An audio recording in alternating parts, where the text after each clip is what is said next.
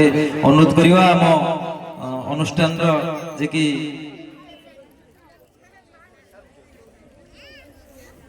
कि आम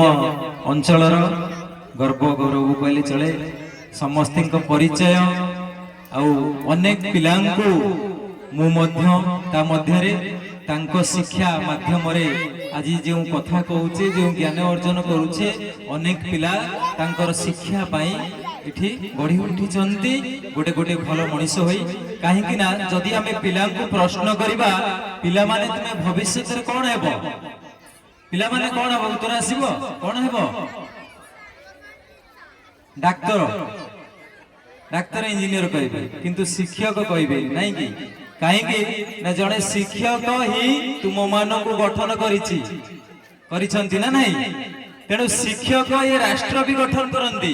कहीं ना ये पिला मान द्वारा तेबे आसंतु स्वागत करिबा आम गण रे अछंती गौरंग सर को समस्त को परिचय गोटे सुंदर वार्ता आम मान रखिबे।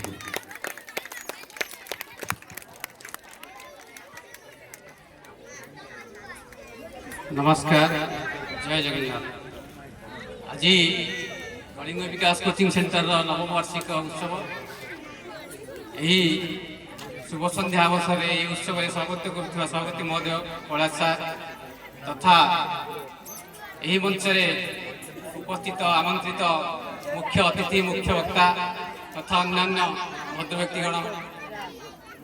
सर्वोपरि मो सम्मुखें उपस्थित समस्त गुरुजन मंडली अभिभावक अभिभाविका एवं श्रद्धेय छात्र छात्री आम समस्ते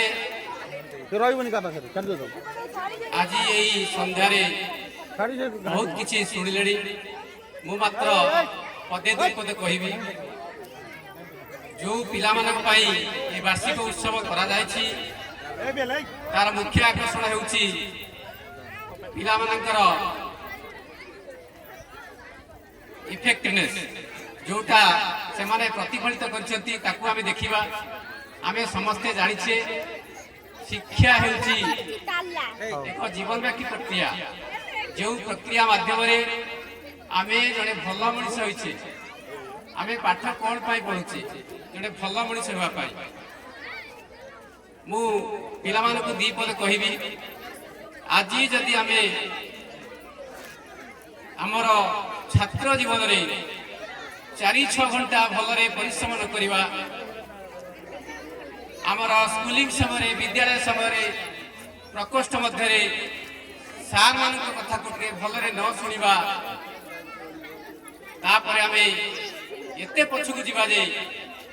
6 घंटा 8 घंटा परिवर्ते आम जीवन सारा 15 घंटा 20 घंटा खटुथिबा जहा द्वारा आमे आमर जीवन को ठीक ढंग से गढ़ी पारिबा नहीं।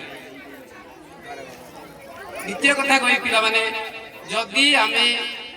आम जीवन रे आम बापा मां कथा गुरुजन आम सार शिक्षक जे आम सबल पाई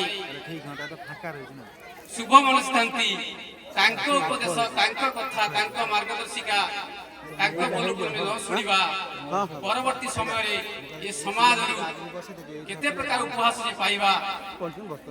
ताकू आमे जेतले बड़ हेबा हम बयस होई जे हम जानिबा तेणु जदि